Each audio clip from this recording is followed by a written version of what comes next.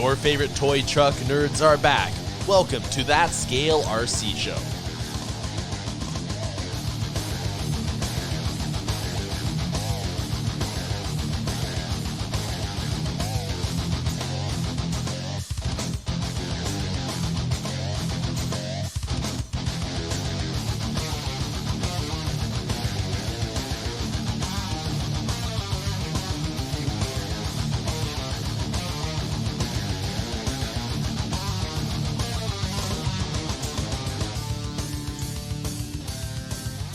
Hey guys, what's up, and welcome back to this week's episode of That Scale RC Show. I'm your host Adam, alongside with Travis and Jay, and we actually have a special guest this week. I know it's been a while. I know that, this is definitely our first guest of 2021, but it's been a minute since we've had anybody on the show. But let's give it up for Paul Valdez. All right. Travis doesn't have a applause button programmed already. I actually do. I actually do, but I forgot what button it is. Not labeled. So first of all, I've been doing some research on multiple personality disorder, and we need to know if we're talking to Carl or if we're talking to Paul. Right. Definitely Paul, man. Okay, we don't have Carl. Yeah, when it gets into trolls or something, you need to really address an issue in. That's when I think of Carl and be like, hey, it's time. so Carl's listening. He's just kind of in the back seat. Is that how this works? Yeah, he's chilling, working on some stuff. Okay, cool. He's always in the lab, and he just springs up and pops out and goes random. So. All right. So I guess real quickly, we'll just let you kind of take it away for a second before we have a couple get to know you questions, icebreaker questions. But how about you go ahead and just kind of give us a little background, because I know what Jay's talking about. If our listeners don't follow you on social media or YouTube, they might be a little lost. So how about you take it away for a second and let us know, what you do. Oh, yeah. Well, I started off with snap click print photography, and I used to do a lot of stuff with Axial back in the OG Axial days. I had wrote a song for them in, I believe I went 2016. I went to Axial Fest for my first time, went out there and just had a blast. And I had so much moments by it that I came home and wrote a song, because previously, like in my younger days, I was a rapper and I was going on tour and doing a bunch of stuff, have a couple albums out, just doing my creativity thing. So I went to Axial Fest and came back home, and I was like, hey, let me write about the experience. And I didn't really think nothing of it. So I ended up sending it to Rodney at the time. And they hit me back up and they were like, hey, man, we really love this song. And I was like, oh, okay. Hey, what do you want to do with it? They're like, well, we want to basically take it on and support you and do everything we possibly can for you to get this thing going. And we really appreciate it. So it basically all started there. I mean, I've been in RC for a couple of years. I had a good buddy of mine really walked me up into the process of what, RC was about. Because probably in the 90s, I was living in Sacramento, and I used to go for so many, I think we went for 6 months straight to go watch RC racing every weekend. And so I was really enthused by it, but I didn't know a bunch. I didn't really have nobody trying to show me the ropes and how it all works. So when I finally got older and moved back from Las Vegas to my hometown, I re-met up with a friend since we were 15 years old. And he was like, hey, man, this is RC cars. And I had a couple, and he's like, you want to make it faster? And I was like, sure. So after that, $20,000 that year later, I learned all about RC. I got into it, just jumped full on in, and it just progressed and progressed and progressed. So, I started doing that. And so I got with Axial and I wrote another song for them. So 2017, 2018, it really started to take off as far as what I wanted to do in the RC world. And then in 2000, I believe it was 18, I broke out with the 64 Impala. Yep, I remember that. Yes, that thing it hit over 1 million views everywhere. I mean, the company was fully supportive of it, and it blew up. Everybody was like, oh, that's your car. So basically within the next years that I had found out that I could walk into any hobby store and say, hey, the Axial Fest song, or do you know the 64 Impala? And they'd be like, oh, that's mine. And they're like, oh my gosh, you're Paul Valdez. I'm like, sweet. That's pretty awesome. So, it's just been progressing since then, and I've just continued to grow. So with COVID and this stuff hitting, I really just sat back and, photography took a step back for a second because, you couldn't get in contact with people and the social distancing, and just revamped a new idea. I was having lots of support from companies, and, Element RC had taken me on and asked me if I wanted to help with some promotional stuff and wanted to, throw some things my way and see what I could do with them. And I started going from there. So I just started building and progressing. And then I think it was like November of last year, I was like, hey, everybody's doing social media. Anybody I've ever talked to is like, Paul, man, if you're going to do anything, man, you've got to be on social media. You're going to have to start doing videos. And I kind of played it off for a long time. I was like, yeah, okay. And then finally in December, I was like, well, why don't I give it a shot? I have all the equipment I've had for my photography stuff. Let me add up a couple pieces. Let me get some lights. I already had my editing videos, and I was already doing stuff like that already. So I was like, well, let's take it to the next level. And so I started off and I did a couple videos with myself, but I was really, as they always say on every YouTube video, I think I watched YouTube for about 2 months every night, just learning about what you do in front of the camera, and basically train my eye and my mind to basically talk to myself. That's basically how it all goes, is just talk to myself and develop this thing. And I was like, well, I need to have a niche, I need to have something that's going to change everything up. And that's when Carl came about. And Carl's just somebody who I created to be able to get into subjects that people like to talk about, or just be wild and crazy, because I felt myself on camera not being able to be that type of personality. And so I use Carl to basically do that. I get him in there and I talk about anything and everything. And, that's how kind of right now. And it's just been really, really taken off. I started at 0 on a new Instagram, Paul Valdez RC World on Instagram. And so that thing went from 0 to 1,300 followers in these past couple months. I just been on the grind. I mean, yeah, I post a video every week. I try to make sure it hits every Tuesday, and I'm just coming up with ideas and concepts and just different stuff, either footage or bashing, and just trying to be an all-around variety show to where it just brings that entertainment aspect. I'm just trying to take that on a level, and that's where I kind of see myself going, and I'm really grinding hard, so I just want to grow from there. That's rad. Nice. Yeah, that's awesome. Yeah. Which is part of the reason why, I reached out to Jay and Travis and was like, hey, we haven't had a guest on in a while. What do you think about Paul Valdez? He's starting to exactly what you said. You started out with a new concept. It'd be kind of cool to hear the story of what's going on, because, like anybody, the stories are kind of like what makes everything so special. Because anybody can really get out and, get into the hobby, have a good time. But hearing the cool stories, that's what really makes the impressions. So I think it's awesome. And I'll be honest, I watch a lot of your videos, and I mean, I crack up. When the Carl stuff comes on, it's just it's definitely an attention grabber. Yeah, and I had no idea. Really, I'm in the box. It's always what I tell people about, when my music was back in the day. I didn't know if it was any good. I was just doing it because the responses, you hear people left and right, and a couple things in and out. But when I'm around friends now, or I'm in the hobby shop, I get looked at different and be like, "Dude, where's Carl?" What's funny is you might actually have something on your hands when next thing you know, you got people showing up at the events that you're at and they're dressed up like Carl. That's awesome. When you know you got something going on. There's going to be Carl groupies. Can the world handle that many Carls? I don't know, man. He's pretty mouthy. If you guys caught the last one, the 5 tips of people talking trash on the internet, man, that was a balls out experience right there, man.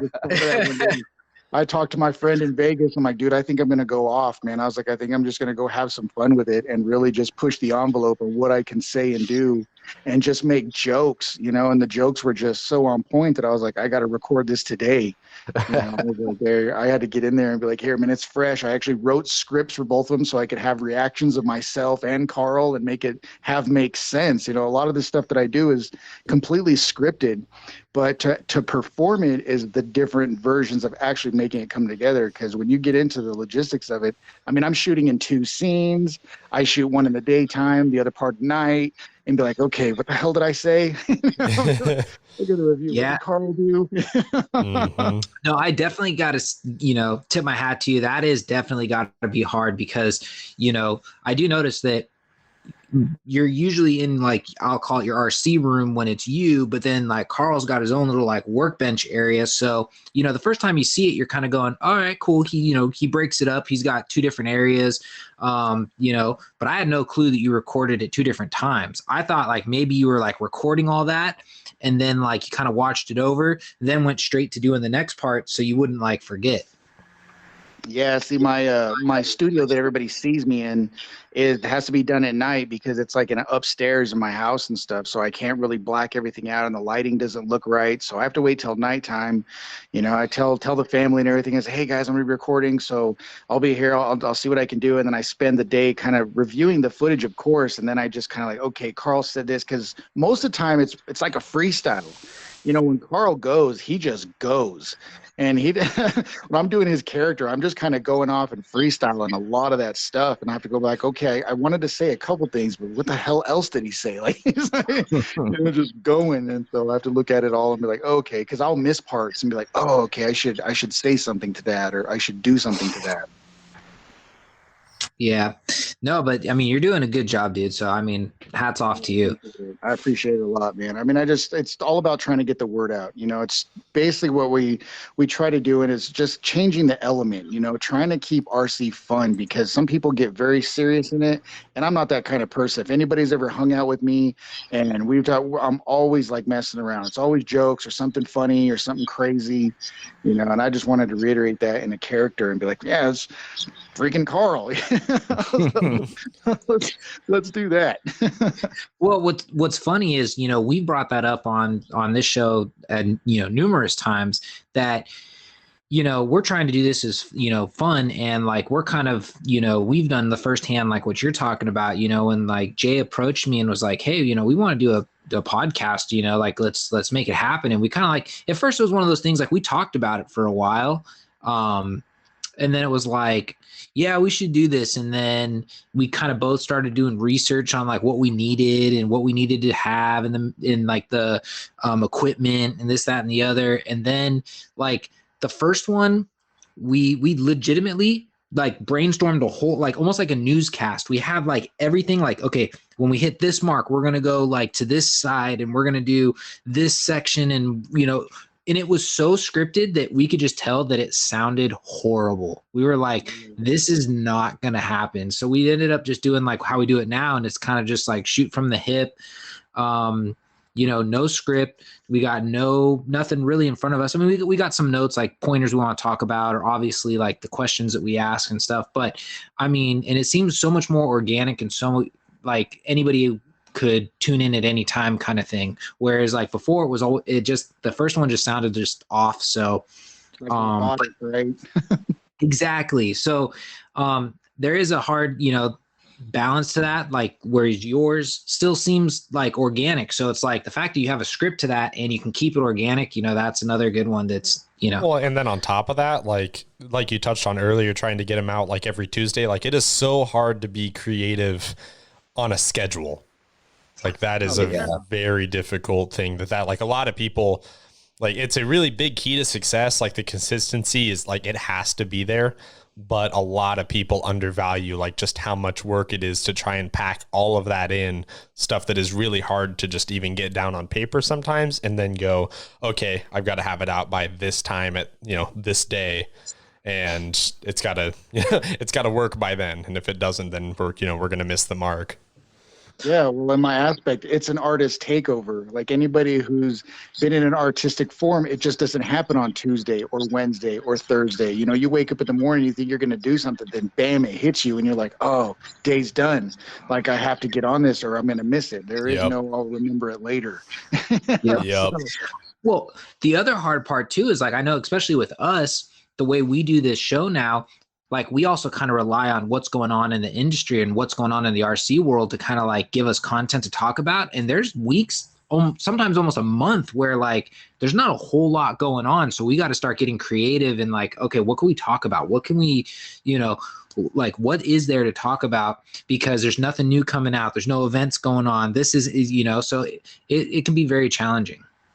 Oh yeah, the events I definitely filmed. I was like, that's kind of like the cream of the crop right there, because I figure Carl wants to show up and go to events, and I'm kind of thinking of the concept of what does he do in an event. Like I know the King of the Streets just happened, and I was kind of like happy and sad at the same moment, because that's like Carl's atmosphere, like drag racing. I'm always talking about power or something. I'd be like, oh man, I would have went off all day. Like I would have lost my voice trying to do Carl all day long and hitting every booth and just like interviewing him, what's up, and trying to do his thing. So it's gave me some ideas. So the event I am going to is Scale Nationals, which is going to be, full dollhouse, so I'll be able to go down there and I'm going to take pictures and get a lot of content and try to throw Carl in there, and either talk to people, because I knew a lot of the guys when they were down in Albuquerque, what was it, 2 years ago? And they did the Scale Nationals down here. And so I met a lot of those guys. So if I see them again, then that rapport and stuff will kind of help out. And I can actually joke around and I have them take me serious and end up in a fight or something. So, like, forget Carl, they're like, oh man, here we go. That's awesome. But yeah, so I guess let's start with, I know we doing this a little different than we normally do, but let's start with some icebreakers, kind of like get a little more background on you, so the listeners can kind of like, like I said, get a better picture of what's going on. So first question is, what was your first scale crawler? My first scale crawler. Shoot, I think I still own it. I have a hard time selling anything I have. I'm like, I don't know, man, such sentimental value. Mm-hmm. But I think it was the SCX10. I think I did the SCX10 and I put an XR mod on it and I just ran it for the hills. I really just kind of upgraded. It took me to 2 Axial Fests. I don't think I still drive that thing. I'll take it. I took it to a comp the other day and just kind of screwed around with it and drove it around, but I put different bodies on it, and get on there. But yeah, it was the SCX10. That thing was, it's just been a beast. I haven't heard anyone mention XR mods in a long time. I guess we've been in this for longer than we thought we have been. Right? Well, it ends up ancient times. I was like, yeah, it's close to a chisel and a caveman. Well, it's because it's like I've always said, with the stuff that's coming out now, like you see people posted online, they go, oh, I'm gonna go get whatever tomorrow. It's going to be between, an SCX-10-2 or the 10-3 or a TRX-4 or the, Element Sendero. It's like, which one should I get? And it's like, what are the first mods I should do? And you're like, well, nowadays it's like they kind of come out of the box way better than they were back when we first started. So you don't have to do all those mods. So it's like, how about you just drive it for a second, kind of get a feel for it before you start like changing everything. Whereas like, I think everybody knew as soon as you got it, an SCX-10, you did the battery forward mod, you did XR mod would get you better steering, and then there was 2 versions. You could do the XR narrow or the full XR width, and you can get better steering, or you can also have the wider stance. I mean, like there was so much that you kind of like had to do out of the box to get it to perform like how the cars do now. So it's just crazy. And realistically, it's only been what, 4 or 5 years. Yeah. People have taken it to the next level so much and just trying to progress, and everything we ever go through on crawling, there's just more people trying to be innovators and making things happen. The designers are in it. I have a guy that I know that I met him here in Durango, and he was graduating college at the time as being an engineer, and now he's working for Horizon Hobby. But just seeing his mind being younger and where he's taking it on the next levels, like the kid is just on it, man. And so I'd talk to him all the time, and I'm just like, hey, man, like, what do you think about this? And he's like, oh, yeah, I've designed something like this and done that. And I was like, holy crap, I didn't even think about that. So it's always growing so much faster than you can even keep up sometimes. Oh, yeah, it's insane. Question number 2, favorite scale crawler. Oh, great. He's like, posted one. I'm like, well, I have 30 rigs, like 30 plus rigs. I'm like, my favorite one, it depends what we're doing. If we're out scaling and stuff, I have a couple that's just my go-tos. Am I going to roll it over? Is it going to get scratches? Because I'm not taking out my lowrider, Sendero that I have. So I'm like, but far as a favorite, my always go-to, dang, man, that's a tough one. There's so much stuff that I've done to so many rigs now that I'm like, I don't know. There's so many things. X4, I do have that BGR chassis that I built up. I call it the polished turd. That thing started off as a little piece of junk chassis, and then I got that BGR, and I was like, well, you can't really call it a polished turd anymore because it's like just dope. I thought you called it that because it's got the Toyota body, and I was thinking a TRD, and our joke was we always called any TRD a turd just because that's what it looks like. It says turd. So I thought that's what I thought the polished turd came from. It's not very nice at all. It was like, it was a janky chassis. I bought it for some dude. He was trying to be a builder or something. I didn't know. I was excited about it. I was like, oh, it's all metal and this and that, but it was just like crooked, and the shock hoops were crooked. And I was like, but I had everything in it. I had the Tekin RX4, the Element Proof 3100 kV motor. I had, the Tekin T440 servo, or the Protec. They had the Protec TBL servo. And I was like, oh, this thing is sick. I was like, it's totally a polished turd. It's a piece of crap, but all the engineering, and it's like super dope because I got the bomb-proof, the super shafty bomb-proof transmission. I threw everything on the inside, and I was like, oh, it's a piece of junk if it crashes. And then I got that chassis and ended up taking like second place at the X4 race or something like that when I finally put it out there. And I was like, yeah, polished turd, sure, yeah, that kind of works.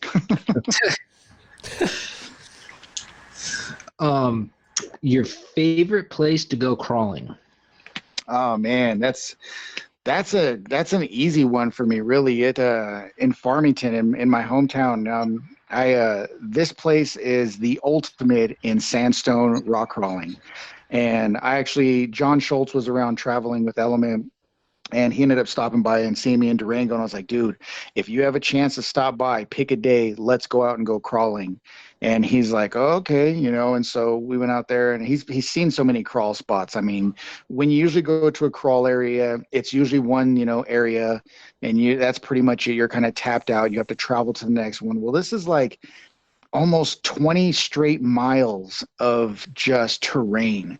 And when I took Schultz there, he was like, what's this? I'm like, what's in this rock? And I was like, oh, check this out. And he's like, oh my gosh, like, this is so much. He's like, what's over that hill? I was like, about 3 times as much as this. He's like, what's over the next hill? Yeah, about 3 more times as much as this. He's like, you're surrounded by it. And the angles and the articulation, Farmington is in that area is just a monster crawling area. And we have the We Rock National Finals in Farmington. And so when they come down with the 1-to-1s, those guys that is the epic mecca of crawling. And I was kind of raised around that. Before I even started RC crawling, this is some background on me a little bit, in the 90s, right? I'm thinking like 96, somewhere around that time. For 6 years, we did 1-to-1 crawling every single weekend. And every weekend we went out, I had a VHS camera on my shoulder. And so we had 2 clubs that came in here, and every time they went to Moab, Farmington was the next spot.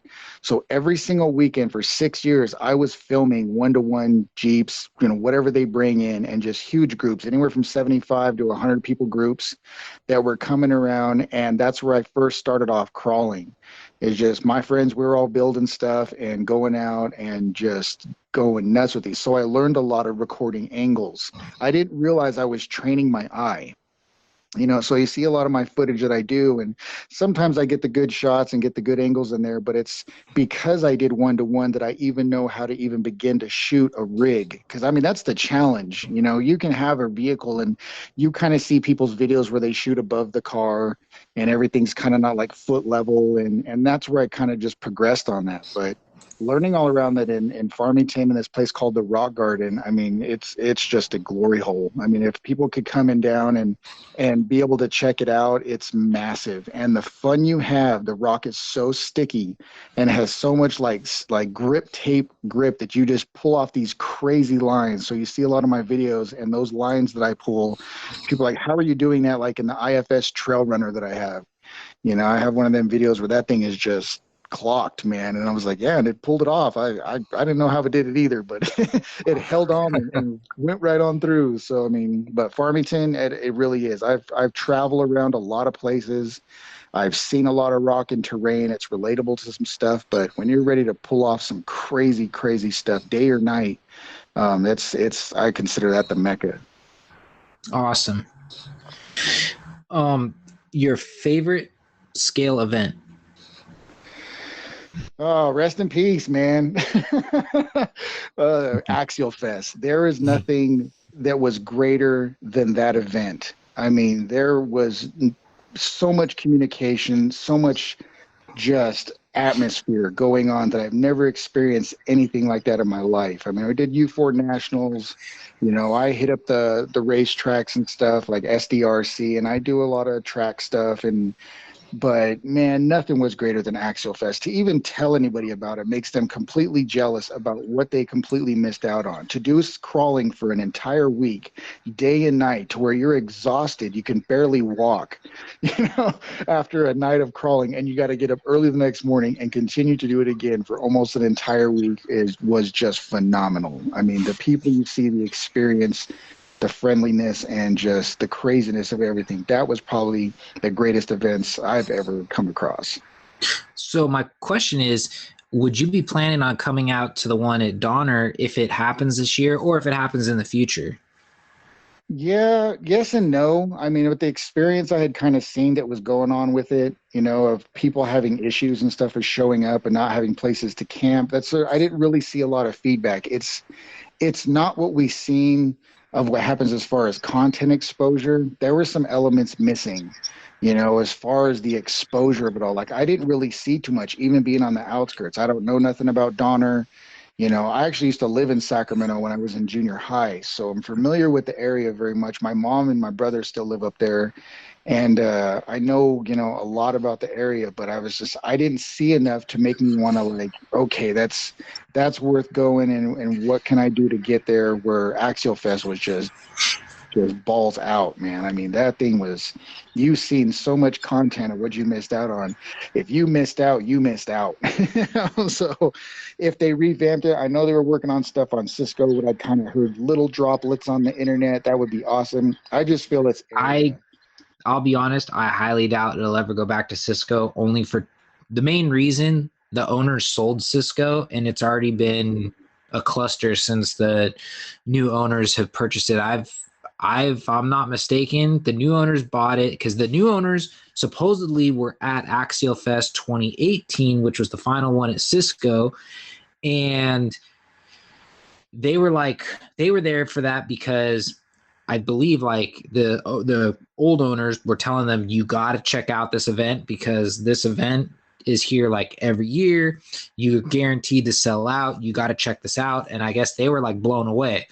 Well, I think they got in over their heads because they bought the place and then they started quickly throwing a bunch of money at it. And then I believe, was it Elio? Somebody went up there and it was already sold again and another person has purchased it. So I don't know what's happened. So I just don't ever see it coming back because it's already been a mess. So, I mean, so KOA doesn't own it anymore. Well, that's the thing. I think KOA does own it now. Oh, and I think okay. I think that's the problem because before it was private.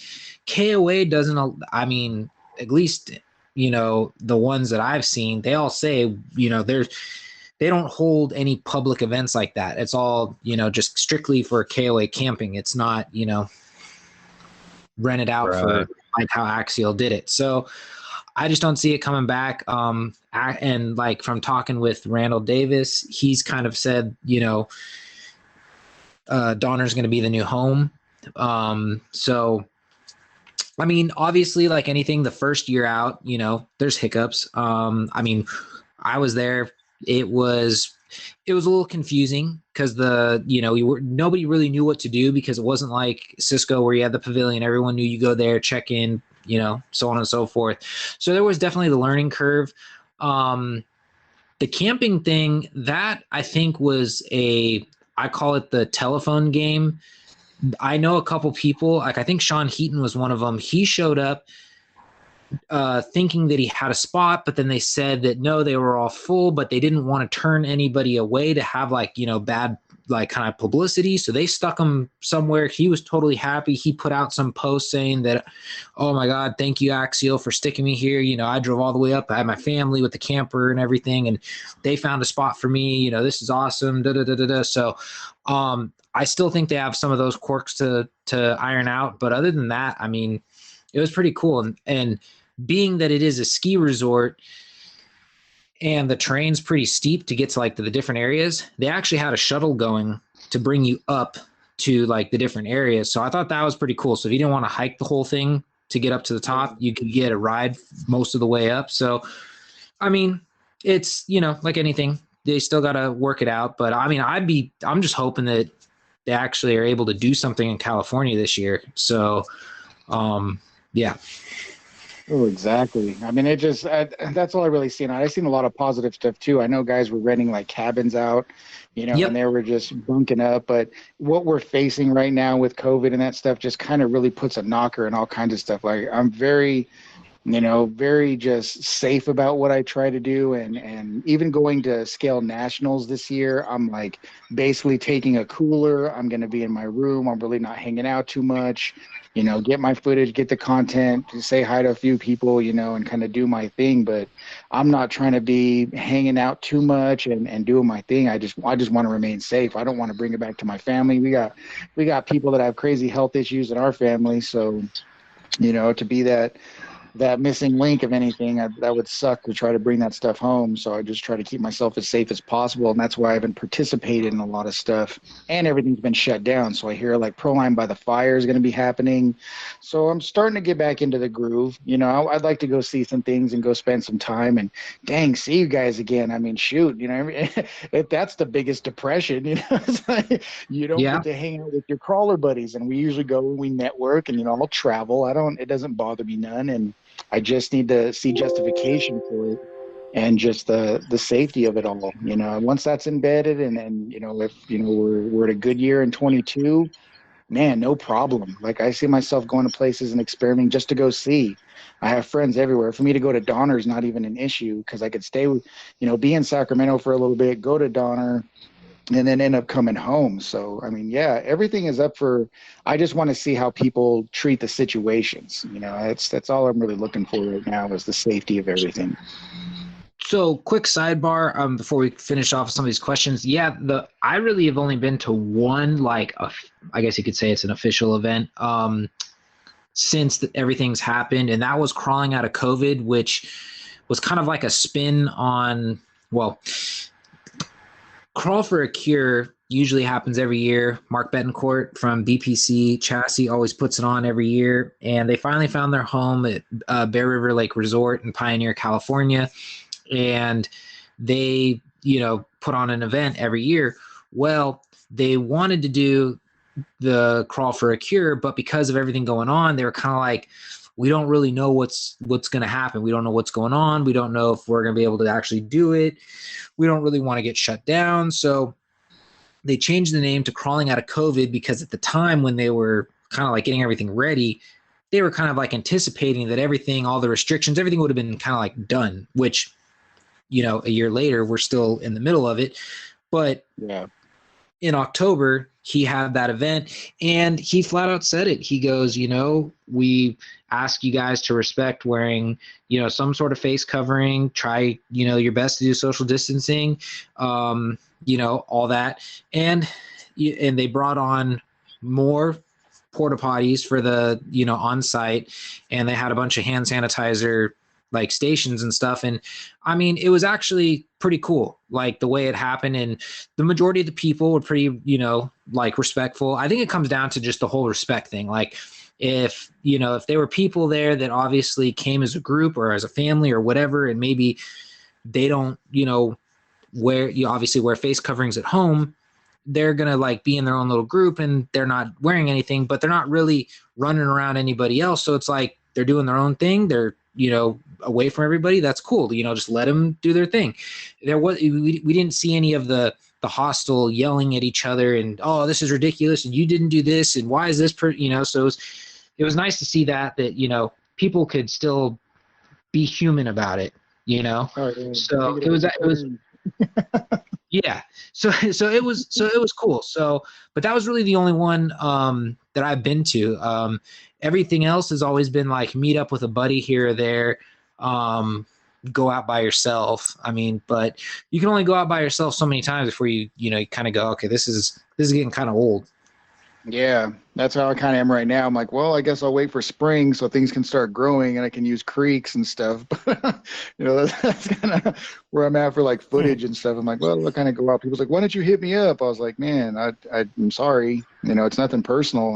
I just keep myself as safe as possible. I don't want to be a woulda, coulda, shoulda. That's kind of the only way to keep myself out of. Man, I know all day that the odds and the education we have in this all, it's just, I don't want to be a woulda, coulda, shoulda. If I only, and I just try to keep that medium. Better safe than sorry, man. Yeah, for sure. And I'm like, well, there's just a lot of responsibility behind it. And some people take it serious and some people don't. And what I've experienced so far is a lot of people in the beginning that didn't lost a couple people in their family, and I just felt bad for him. It wasn't like I told you so, but I just felt bad for him. Like, man, you could have done it a little bit more, and I seen it and I was like, and you're one of the uprisers. And I was like, it just sucks, man. They lost their mom, they lost their sister, and you just watch it just annihilate families. And, all the posts and the opinions that people have, it goes both ways. You can have your opinion, but like, if I'm going to go, I'm going to go, that's cool. Also, but you can be taking people that you don't understand that are gone, So I know the RC world has lost, quite a few people, man. I haven't seen a loss in people like that in no flu whatsoever. So I was like, I don't know anybody that's died of the flu. Yeah. I'm like, but I know quite a few people that passed away from COVID or a family member. So it's just different. And we live in a different world now to where it hit us hard. I was like, so I said, man, I just try to be safe and still try to keep the positivity about it. And that's another thing about, Carl is just trying to take that out of the equation and let him be something to watch that's different, Yeah. No, I agree with that 100%. Okay, well, I think you've already touched on this question, but current number of rigs owned. Well, I think I'm at like 30. Yeah, I think I got 30. Well, 30 plus. Somewhere around there. I'd say 32. I got some short courses and ordering more, getting more. So it's nonstop. I'll probably have 40 by 40 to 50 by next year. Like I just need to. I'm trying to think of ways to like, well, what can I do? Can I off a couple? And I didn't realize that in my little town and people in the RC world, like it's a commodity. I was like, I sold a guy one of my 8-scale buggies. It was a little 8E low-C buggy. And I was like, okay, yeah, I raced it a couple times. I don't really use it. He's like, how much do you want it for? I was like, well, online it's like $600. I was like, give me like $300 for it. He's like, okay. So he comes back a couple days later. He's like, man, he's like, I had some guy offer me like $500 because it's your rig. I was like, it's nothing special. Like, I didn't sign it. Like, what are you talking about, man? And he's like, yeah, man. Like, I didn't know you were like, I started watching you on like YouTube and all this. And I was like, it's cool, man. Like, don't freak out. I'm still Paul. Like, it's not, don't get all starstruck. I was like, I don't even know what the heck they're talking about. But yeah, anytime I bring something in, they're like, oh, man. So I was like, well, shit, if I knew if I can get $500 for it, it's pretty crazy. So, but I keep my stuff, I really have a hard time getting rid of things. And because it does have that value, I did something with it. My first Axial Fest, not my second one, so 17, I took the Casey Curry Jeep body. And I was so excited about doing the song and all that I actually had the whole entire staff sign that body. You know, Oh, cool.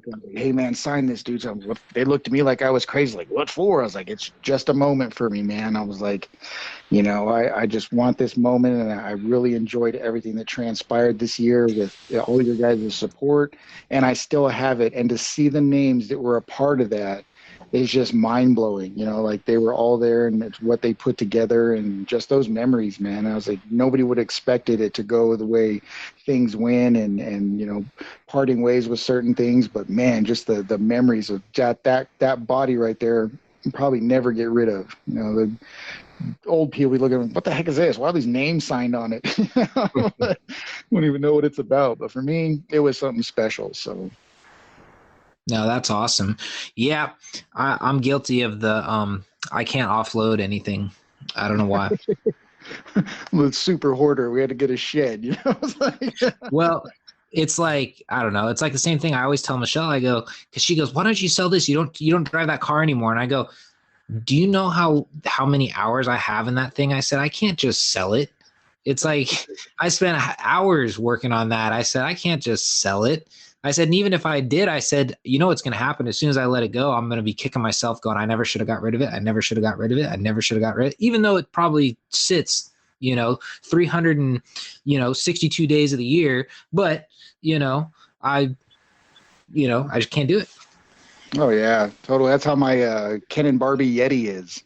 You know, I haven't driven that thing in forever, probably since the last Axial Fest that I was at, 'cause I put it in rock racing. But when I first got that thing, I was so happy I bought every metal part I possibly could for that thing. I was like, let's pump it up. Painted the body, did the whole night. Ken and Barbie head in there. It got all popular and stuff. And I haven't used it since, 18? So now we're in 21. So it snowed all crazy here in Durango, like 2 feet.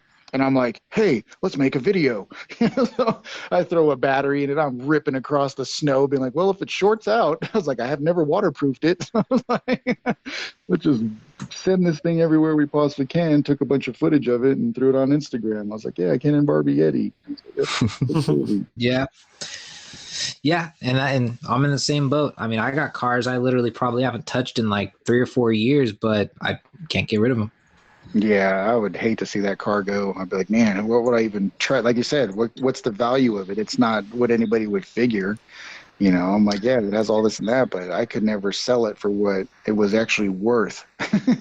Exactly. Like, oh, you're killing me right now. Oh, man, that's how much you want for it? Look at all the scratches. I'm like, you know what them scratches are, man?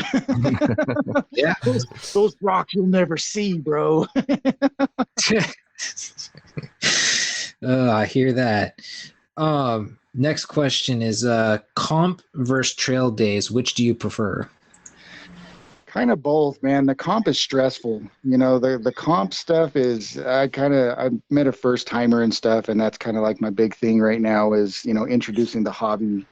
And that was really what I was catering to. But man, the comp stuff is just, you're timed, the gates, the course.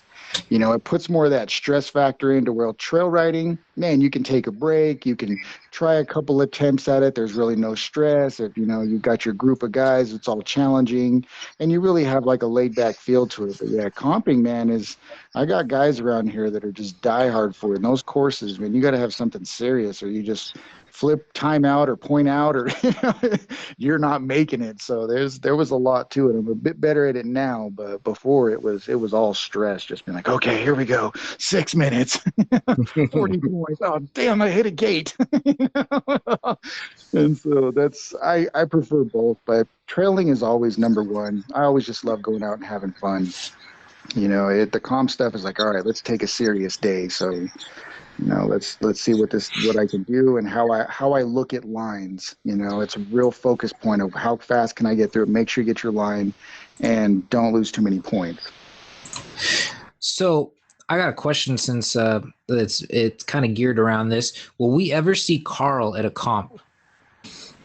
Oh yeah, I think I would love it, man. I kind of introduced him on this last video I put out of Carl at the indoor course, but it was really thrown together at the last minute. And I really just wanted to put Carl to trying to test it out and critique myself, but I think he needs to be more active in it, like getting in a car. And the problem is it's just me. So if I could have somebody film me, I think I could really have some fun with have Carl going there, yeah, come here, you stupid rig, and like kick it or something. Just be the outrageous guy, and go out there and just flip out because he, hit the gate and stupid rig and whatever. And just have total fun with it and not take anything serious. Because once I do Carl, I just don't take anything serious, man. I'm in there just to have fun and really piss some people off. But I'm like, it's fun. Oh, well, let's film it. No, I hear that.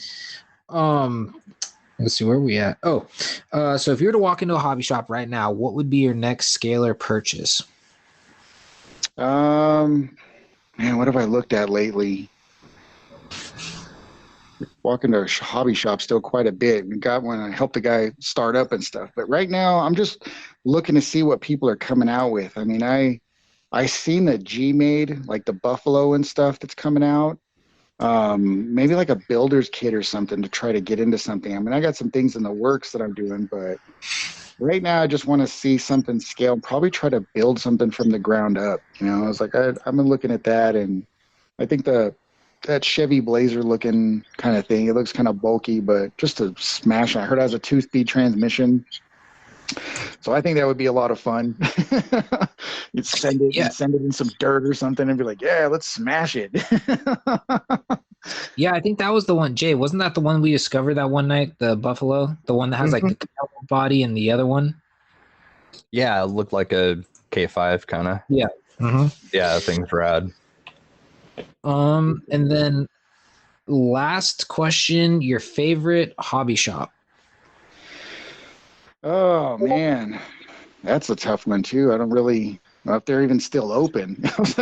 I see more doors closing than open, I was like, holy crap, man. When I go to places, I'm thinking like just as far as like just massive, I think it was Pegasus Hobbies. And you go into that place in Ontario, I think it is. Yeah, I think it's Pegasus.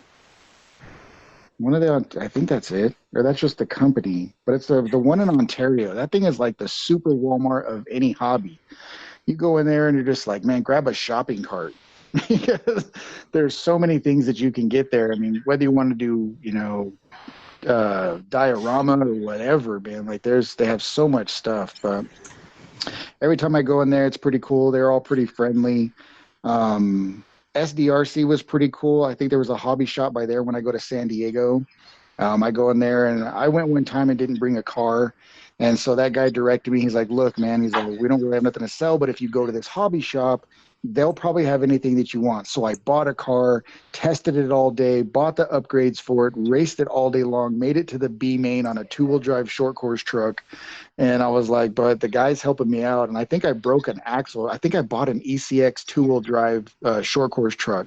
And so right off the bat, I broke like an axle shaft or some of those little plastic axles. And I was like, hey, he's like, dude, you can use the Traxxas ones. So I'm like, well, give me those and we'll waller them down and get it on. And he got me racing. So I ended up making it to the B main in that truck, just racing all day long. So when I go to a place, that's how the kind of experience is. Nobody really talks to me on day one, but I end up getting quite a few stuff. So when I come back on day 2, they're like, hey, Paul. I was like, hey, yeah, you remember when I had a full crash course in your place?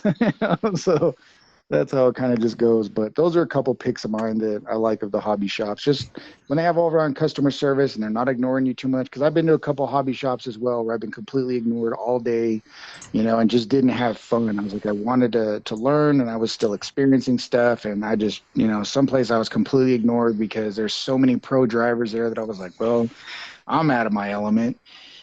So I just go there to have fun. I really know I'm about to get spanked on anybody's track because they've been probably running it for so long and it's nothing new. And I go in there just to run laps, so it all has its experience. There's just so much that I see did see, but that's what I get when I go to them. And those are the ones that really just, I don't know, what I kind of think about right now, thinking about them.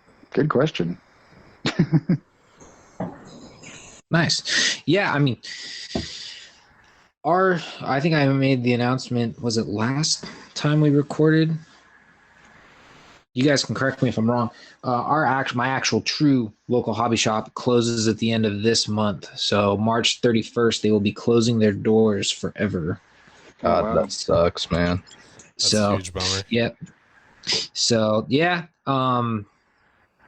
it's crazy too because like I remember like my first glimpse into like RC hobbies. I think I was like in like 4th or 5th grade, and the kid down the street was like a year or two older than me, and he had a nitro car, and he used to rip that thing up and down the street, and it was always funny because like we'd be doing our homework, and we'd be like, you know, we get done with everything, we'd be like, hey, can we go outside, because we'd hear him ripping up and down because we just wanted to watch, like we thought it was the coolest thing in the world, and then one time he was like, hey, I got to go to J&M Hobbies and get something, you know, can you, do you want to go with me?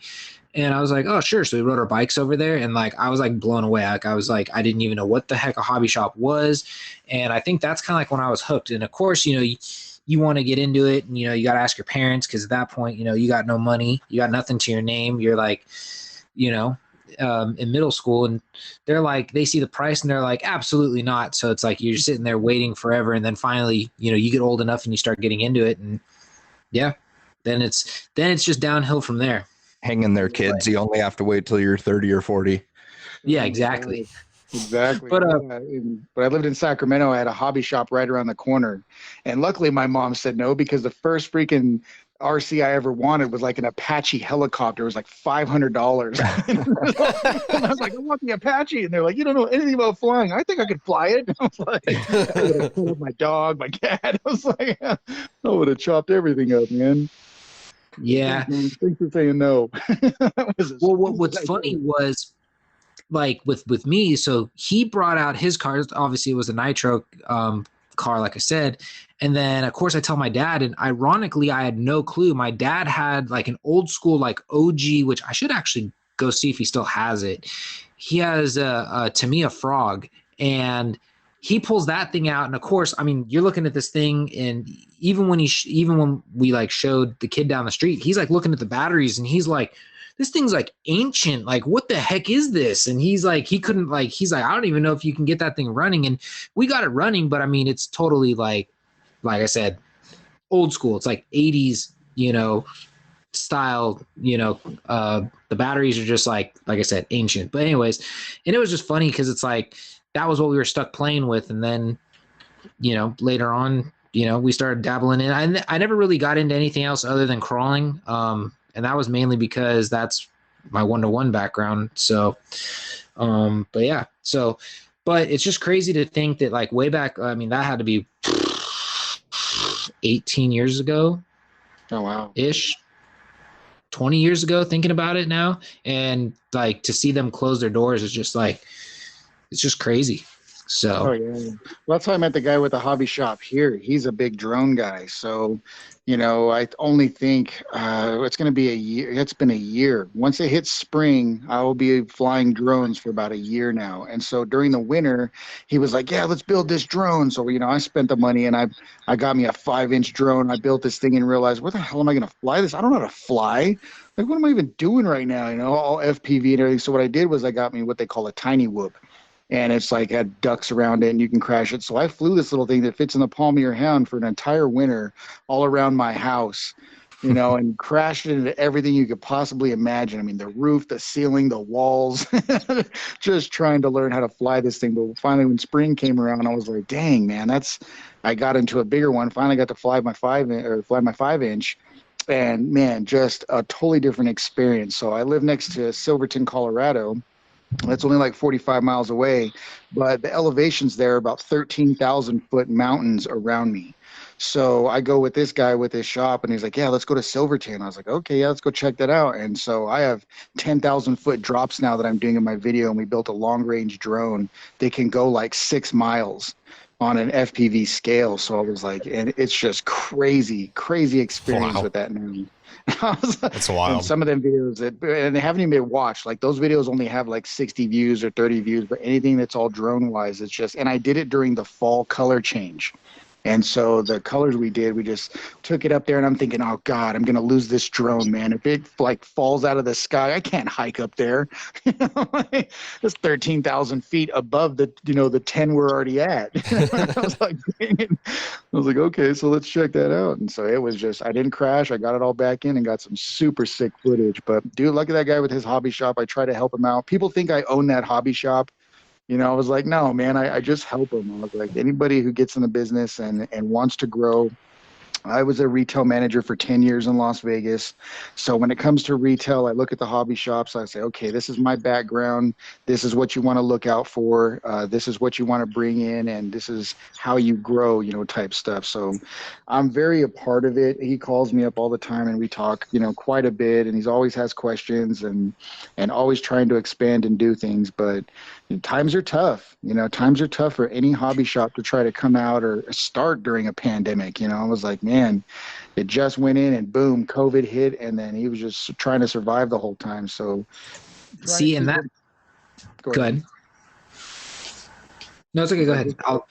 Okay. Yeah, just trying to keep him community involved, because if you guys have ever seen the stuff that I do is introducing the hobby to first timers. I've had different companies send me vehicles just to let kids drive, and we build courses and stuff. We have 2 major events that the entire town are involved in, which is one called Snowdown, where everybody's themed up dressed, and they give us a spot to where we have a crawling event, and we're part of this huge calendar thing, and we're about the only event. Now, Snowdown is more of an adult theme type thing where all the adults come in and they do their drinking and they party up and down Durango. Well, there's nothing to do for kids.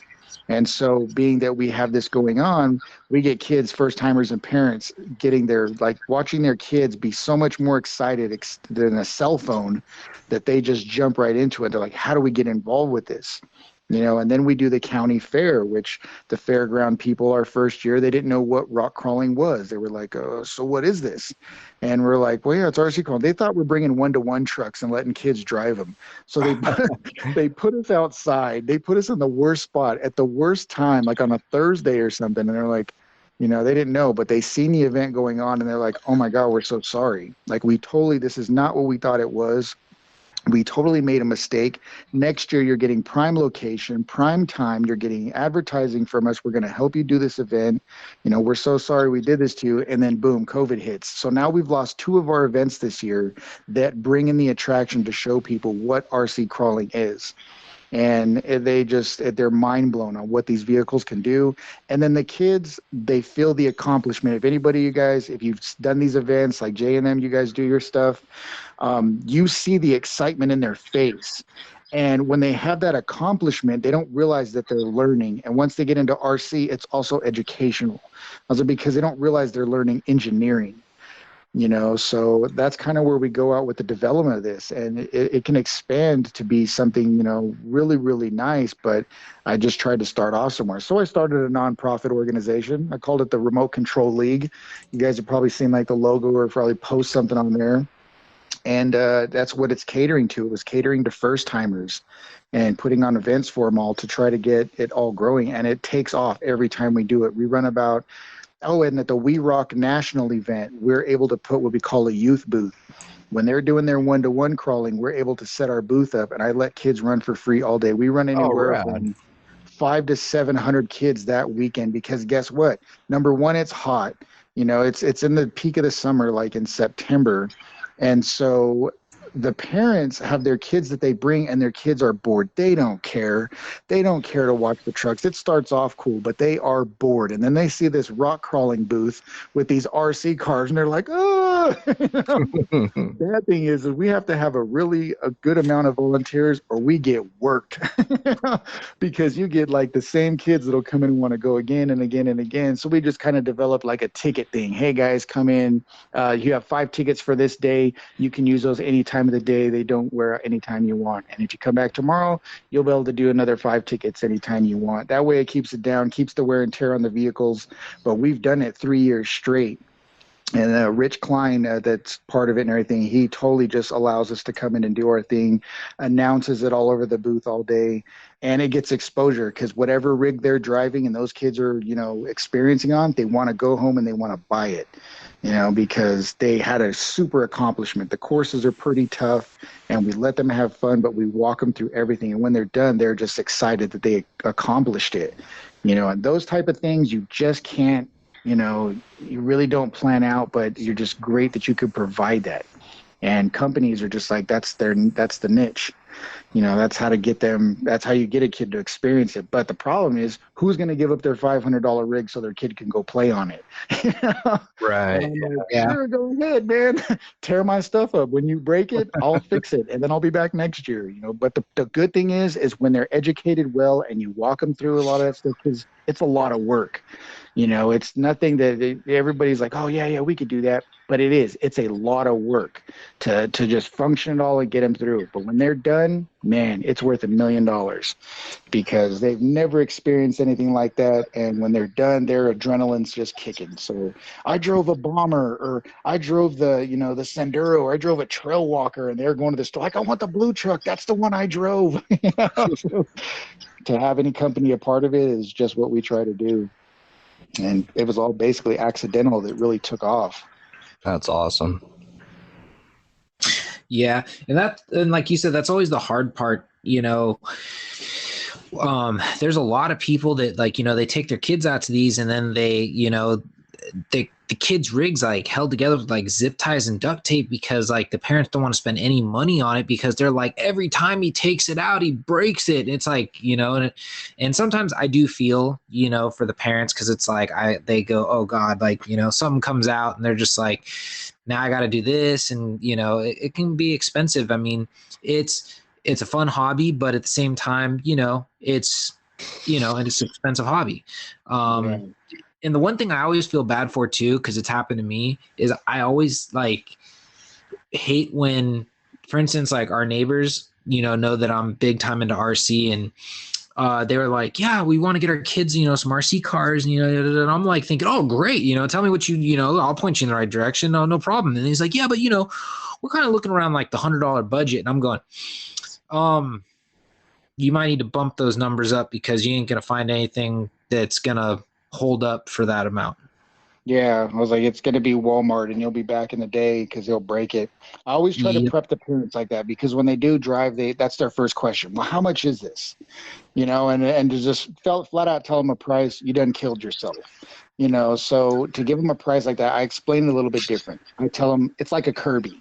I was like, you're going to pay the initial price for this vehicle because you're paying for a lot of things, and your replacement parts can be anywhere from like $20. And I was like, at $20 here, and if they're breaking something, then you can upgrade to like a $50 part to fix that.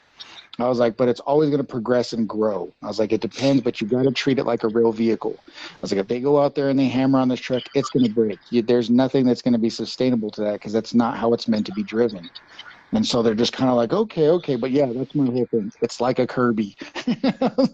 You're going to pay your first price, but it depends on where you want to go with it. You can fix it for $10, $20, or you can totally try to go a different direction for about $100. That's actually not a bad way of putting it, because I think initially it's like the sticker shock's what freaks everybody out. They see like $380. I mean, well, now most of the ready to runs are getting upwards of like 500, but it's like they're like, almost $400, and I still got to get a battery, and I still got to do this, and oh my God, what if something breaks, and and it's like, but it's like, the same thing with like your real car.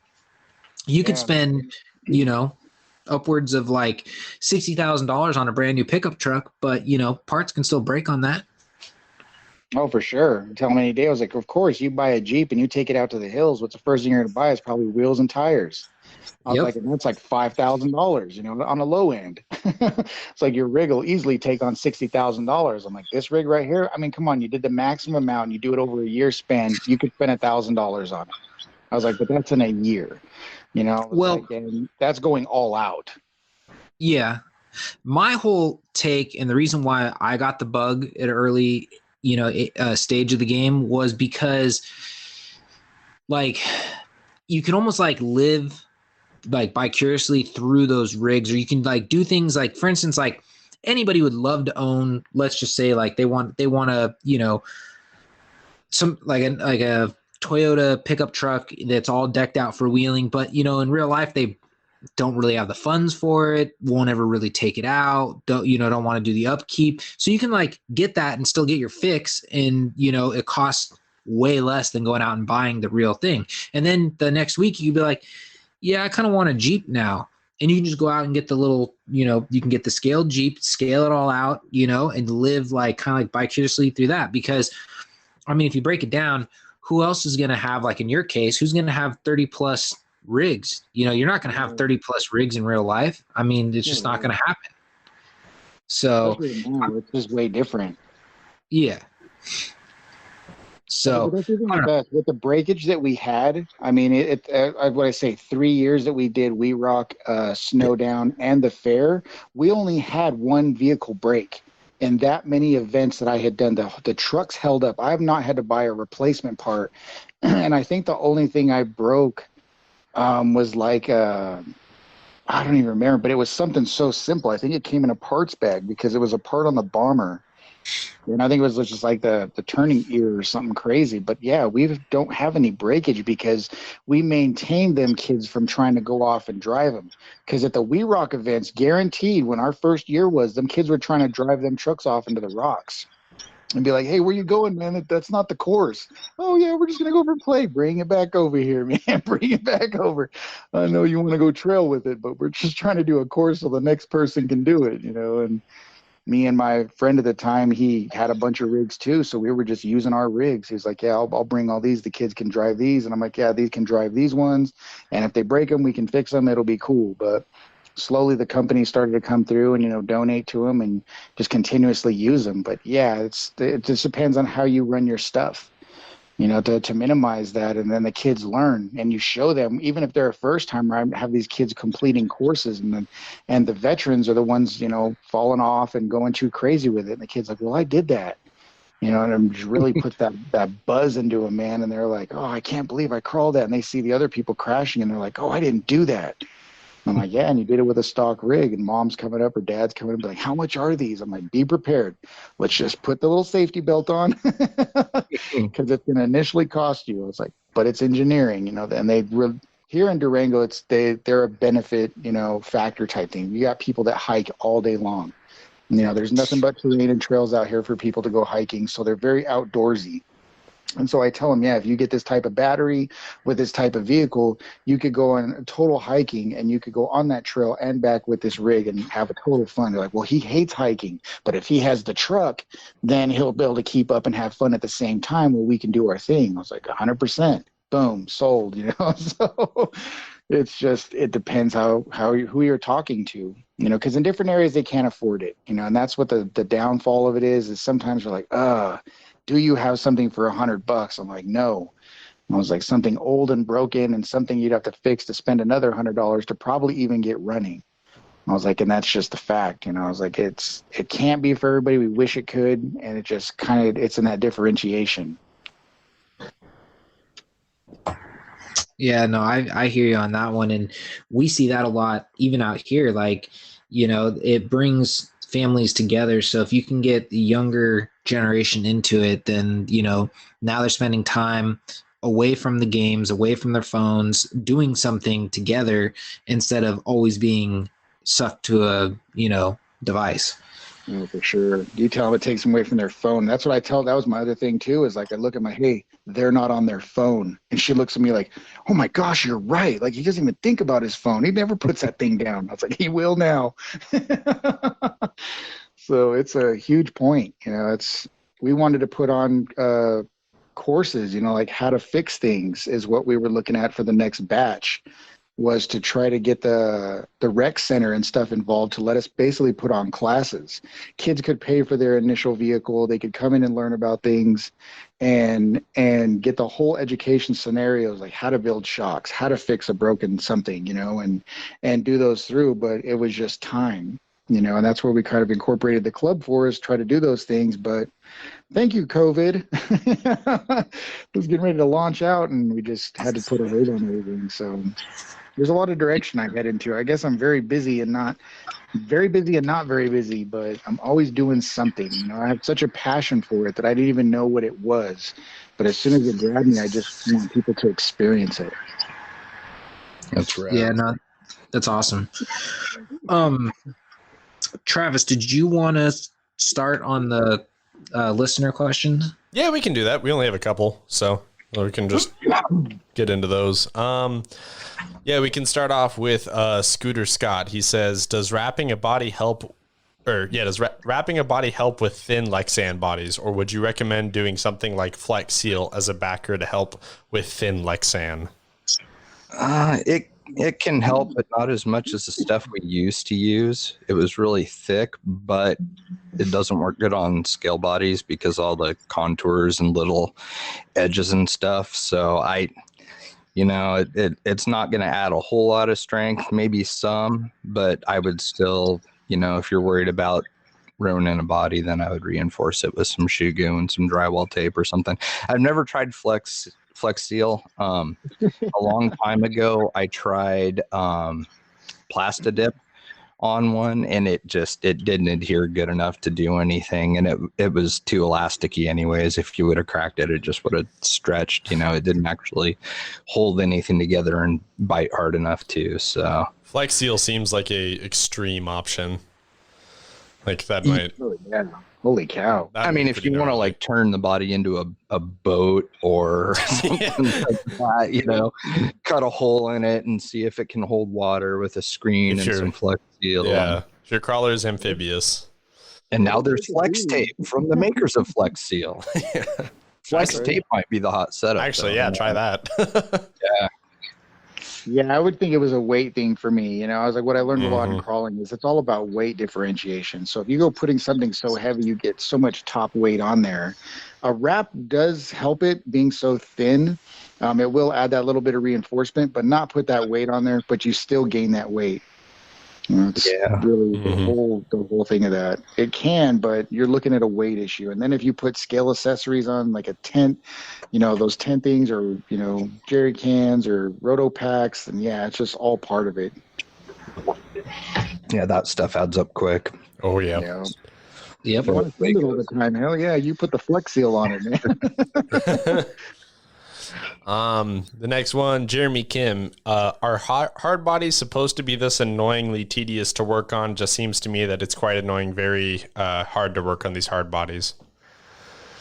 He's doing a 3D printed one, so he's got a lot more work ahead of him than most people would if they had a hard body. Yeah, that'll do it. Okay. Yeah, That's a lot of prep work.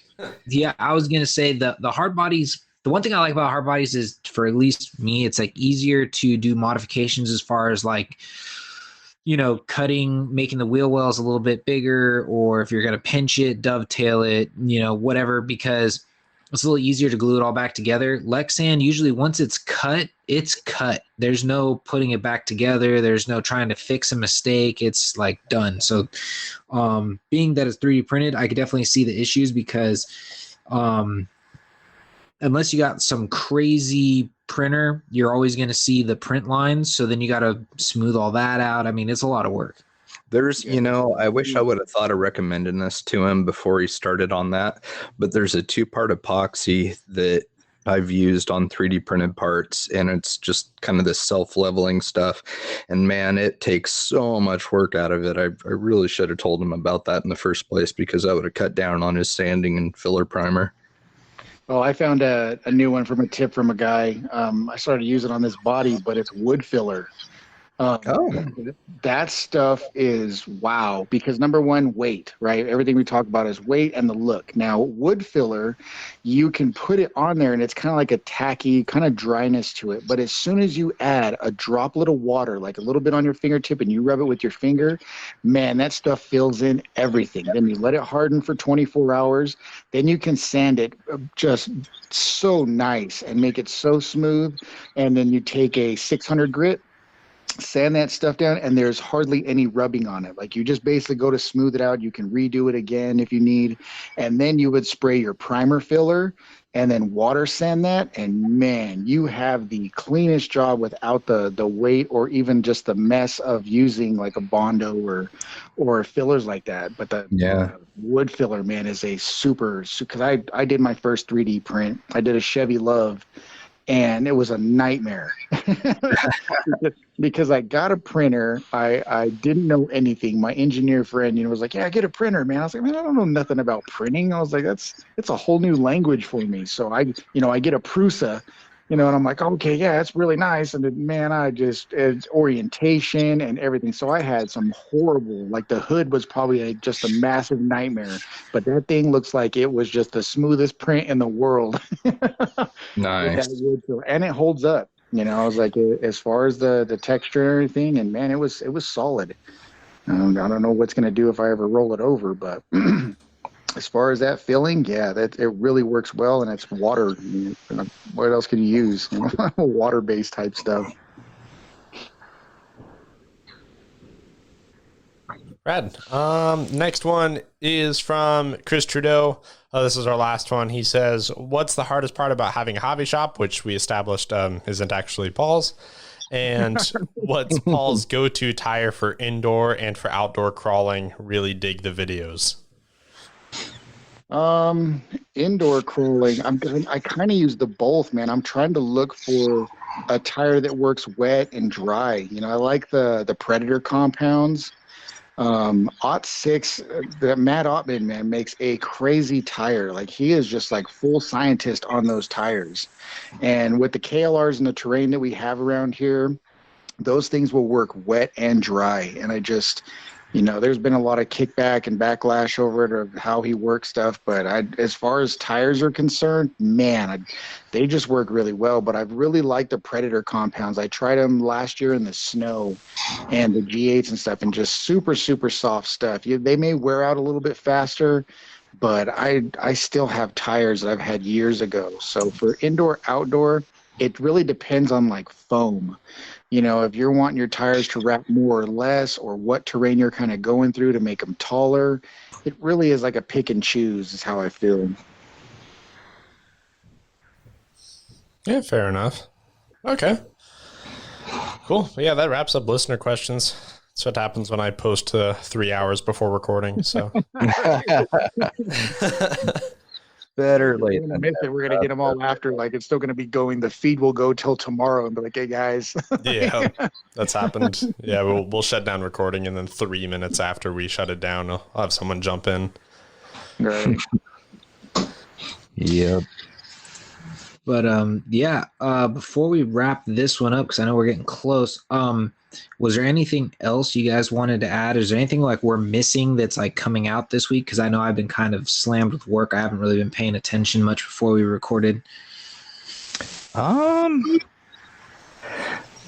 Should be seeing rifts. People should be seeing those on Friday, I believe. So I think that's when the next batch That's is a going huge on. thing that people don't know about right now is the shipping situation. Oh man. Oh God, I know. All the hobby stores are suffering so bad, and Element had posted those things with the green dots with all the boats.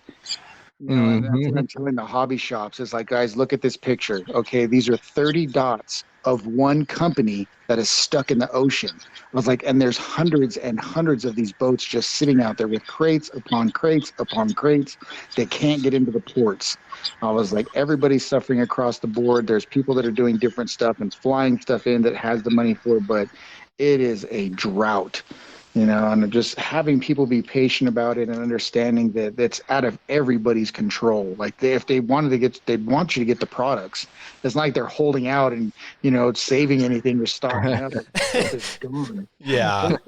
There's a metal and plastic shortage that people don't know about. Like, massive in China, because China shut down as well during Corona and all that, but they have a massive plastic shortage. So they're not able to produce what they can. They have to pick and choose. Also, with the ventilators and stuff that were being created, it just took up a lot of the plastics and stuff going on. And with the shops not producing what they could, that's just the basic information that we have. Like, it's going to be down for a bit till they can get the shipping yards and all that stuff going on. And we're at a melting pot. Yeah. Start melting plastic down. Like, oh, I can make a fender. I can make an A-arm. It's like and that's what the misinformation is people just don't know. They go to their hobby shop and they're like, what's going on? Why have I been waiting 6 months for my parts? And I'm like, I'm sorry, man. Like we're all waiting as well. Companies can't produce as much as they want to, and they're not getting everything. And if they try to fly it, it costs 3 times as much. And so it's all government control right now, just to be like, hey, we need this stuff in. We can't have this stuff in. You're not a priority, and you are a priority. So just bear down, everybody. It's gonna get better, but right now everybody's suffering. So it's not one person. It's kind of everybody across the board. No, it's hardcore right now. Circuit boards too are another thing that are really difficult to get made quickly right now. And RC hobby is feeling it. I referenced this before on the show, but as a day job, I do I build industrial drones and gimbals, and we have the same thing. Like we'll be a long time out on some orders for stuff because like we just can't source components. It just takes forever to get something, and like what you can get has to get slow boated over. It spends about as much time waiting in port as it did to get here. Oh yeah, I'm trying to build a 7-inch right now, and I'm looking at the supplies, and I'm like, well, I could have another Mamba, and I can pick from this. You kind of got to pick from the scraps. Yeah. And hopefully it doesn't break on you, Yeah. Well, I need a long-range 7-inch that's going to run about 20 minutes. I need GPS. I don't know if I can use that, that ESC. That stack. Mm-hmm. Yeah. Sweet. I think beyond that, there wasn't much. Yeah. So, well, Paul, thank you for taking time out of your week to come on here and give a little background and explain what you're doing, and hopefully we see you continuing to grow and pushing this hobby, and see fit in the way you enjoy it. Yeah, man, I'm definitely going to give it a whirl and give it my best shot and take Carl with me, man. Load the truck and right on. I got a couple of. I filmed 3 videos today.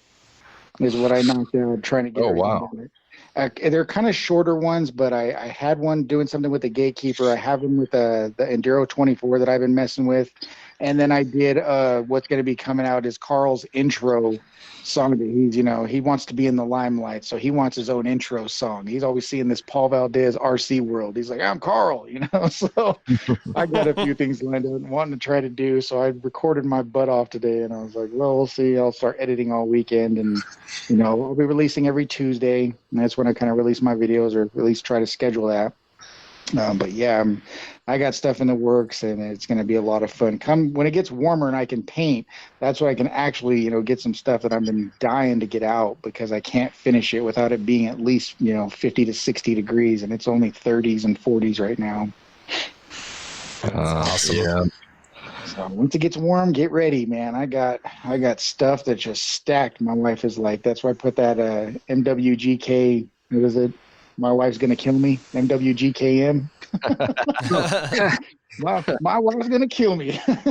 So she's like, oh, I got FedEx and UPS showing up every day, and she, comes in from the mail and be like, you're grounded. Like, look at all this. There's a package for you. There's a package for you. I got FedEx and UPS showing up at the same time. Be like, I'm getting ready. So MWGKM, man, that's the new movement. My wife's gonna kill me.